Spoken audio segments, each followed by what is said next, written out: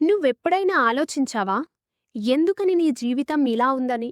ఎందుకని ఎన్ని ప్రయత్నాలు చేసినా జీవితం ముందుకు సాగట్లేదని?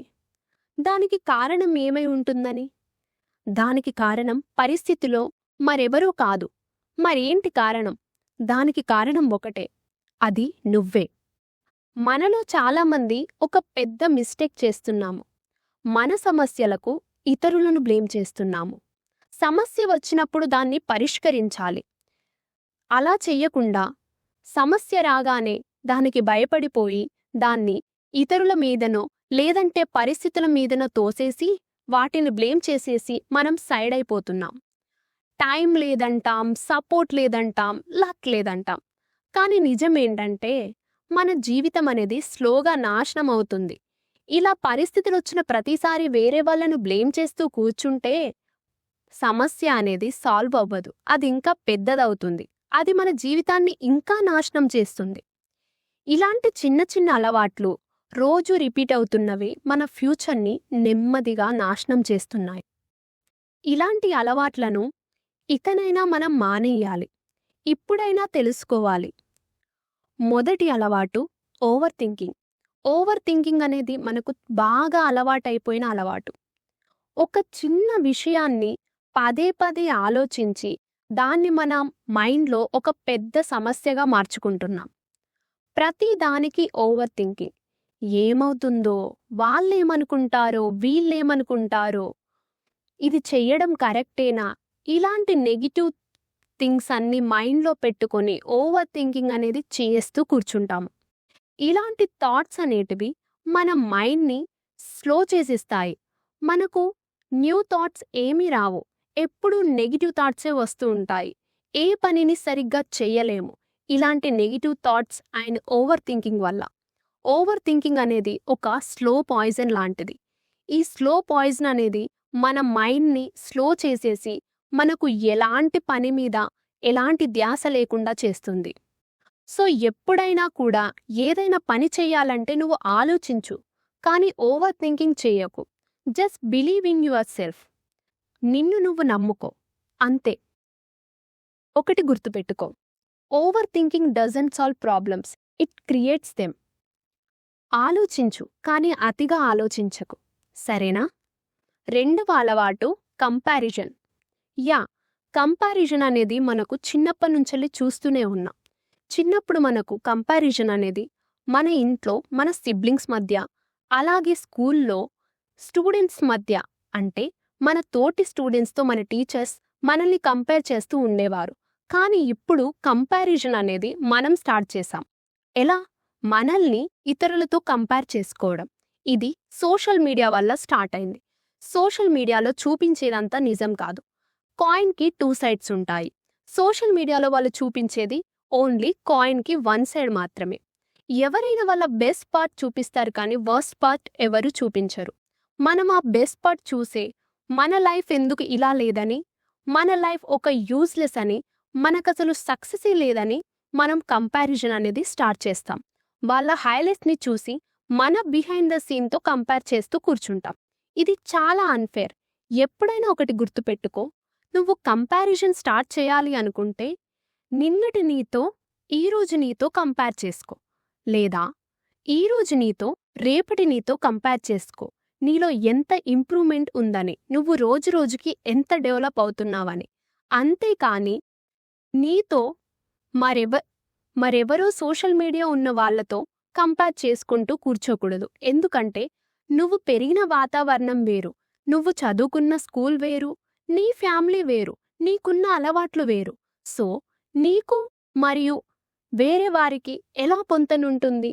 నువ్వు కంపారిజన్ చేసుకోవాలంటే నీ పాస్ట్తో నీ ప్రజెంట్ని కంపారిజన్ చేసుకో, నువ్వు ఎంత డెవలప్ అయ్యావని. అంతేకాని ఇతరులతో కంపారిజన్ చేసుకోకూడదు. కంపారిజన్ ఒక స్లో పాయిజన్ లాంటిది. నీ హ్యాపీనెస్ని, నీ కాన్ఫిడెన్స్ని అది నెమ్మదిగా చంపేస్తుంది. నీ జర్నీ అనేది నీది మాత్రమే, ఇతరులది కాదు. నీ జర్నీని నీ పాస్ట్ జర్నీతో కంపారిజన్ చేసుకుంటూ ఉండు.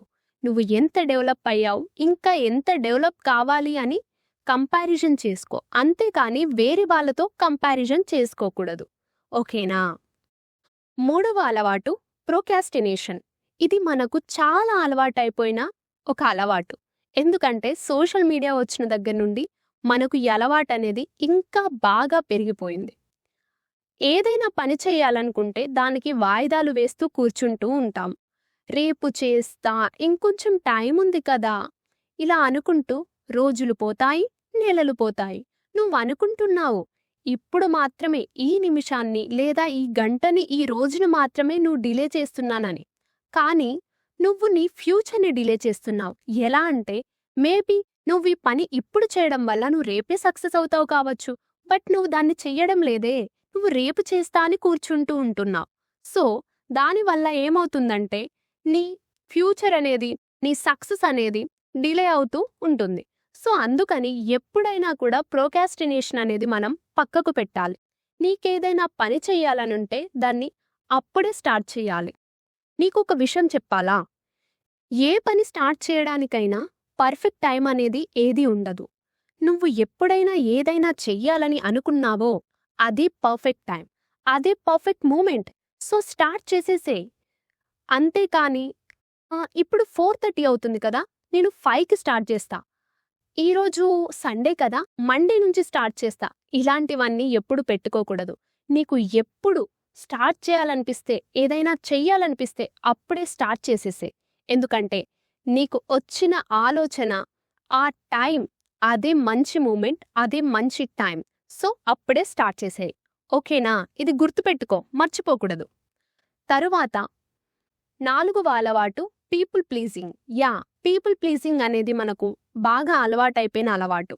ఎందుకంటే ఈ పీపుల్ ప్లీజింగ్ మనం ఎందుకు చేస్తాం? మోస్ట్లీ ఇది ఇంట్రోవర్ట్స్ చేస్తూ ఉంటారు. ఎందుకంటే ఏది కూడా ఎవరి మొహం మీద చెప్పలేం కదా. నీకేదైనా నచ్చకపోతే నువ్వు చెప్పేయాలి. అంతేకాని ఇతరులు హర్ట్ అవుతారని నువ్వు నీ ఫీలింగ్స్ని పక్కన పెట్టి నిన్ను నువ్వు హర్ట్ చేసుకుంటూ కూర్చోకూడదు. నువ్వేం చేస్తావు? వాళ్ళు బాధపడతారని నువ్వు నీ ఫీలింగ్స్ని ఇగ్నోర్ చేస్తూ, వాళ్ళకి నో చెప్పకుండా, నీకు నచ్చకపోయినా ఆ పనిని చేస్తూ ఉంటావు. కానీ ఒక్కసారి నిన్ను నువ్వొక ప్రశ్న అడుగు. ఎప్పుడైనా నిన్ను నువ్వు హర్ట్ చేసుకున్నావా? తప్పకుండా చేసుకున్నావు. నీకు నచ్చకుండా ఏ పనైనా చేస్తున్నావంటే నిన్ను నువ్వు హర్ట్ చేసుకున్నట్టే కదా. నీకు నచ్చితే నచ్చిందని చెప్పు, నీకు నచ్చకపోతే నచ్చలేదని చెప్పు. నీకు హ్యాపీ అనిపిస్తే హ్యాపీగా ఉంటూ, నీకు కోపం వస్తే కోప్పడు, నీకు చిరాకొస్తే చిరాకు పడు. అంతేకాని ఎవరో ఏమో అనుకుంటారని, ఎవరో బాధపడతారని నీ ఫీలింగ్స్ని చంపుకొని నువ్వు సైలెంట్గా ఉంటే అది నిన్ను నువ్వు హర్ట్ చేసుకున్నట్టు. ఇతరుల కోసం బ్రతికితే ఒకరోజు నిన్ను నువ్వు కోల్పోతావు.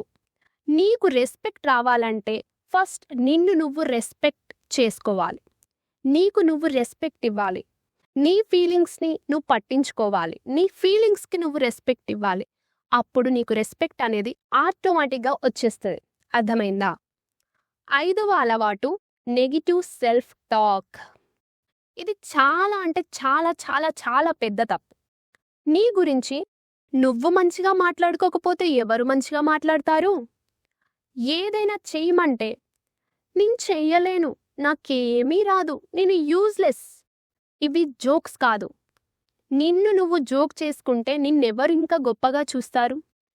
ఇలాంటి అనేటివి నీ ఫ్యూచర్ని డిసైడ్ చేసే వర్డ్స్. అవును, నీ మైండ్ నువ్వు చెప్పేదాన్ని వింటుంది, నమ్ముతుంది. నీ సబ్కాన్షియస్ మైండ్లో అన్నీ రికార్డ్ అవుతూనే ఉంటాయి. సో నీ మైండ్ నువ్వు చెప్పేదాన్ని నమ్ముతుంది కాబట్టి నువ్వు జాగ్రత్తగా ఉండాలి. ఎందుకంటే నువ్వు నీకు చెప్తున్న కథ నీ జీవితం అవుతుంది. అది నీకు కథ మాత్రమే, బట్ అది నీ ఫ్యూచర్ని డిసైడ్ చేస్తుంది. సో ఎప్పుడు కూడా నీ గురించి నెగిటివ్గా మాట్లాడుకోకు. నీ గురించి ఎప్పుడు పాజిటివ్స్ మాట్లాడుకుంటూ ఉండు. నీలో పాజిటివ్నెస్ లేకపోయినా పాజిటివ్ మాట్లాడుకుంటూ ఉండు. నీ సబ్కాన్షియస్ మైండ్లో అది రికార్డ్ అవుతుంది కాబట్టి తప్పకుండా ఏదో ఒక రోజు నీలో ఆ మంచి పాజిటివ్ ఎనర్జీ అనేది వస్తుంది. జీవితం ఒక్క రోజులో మారదు, కానీ ఒక డెసిషన్తో స్టార్ట్ అవుతుంది. ఈరోజు ఈ మూమెంట్లో ఒక డెసిషన్ తీసుకో, ఈ అలవాట్లు ఇక వద్దు అని.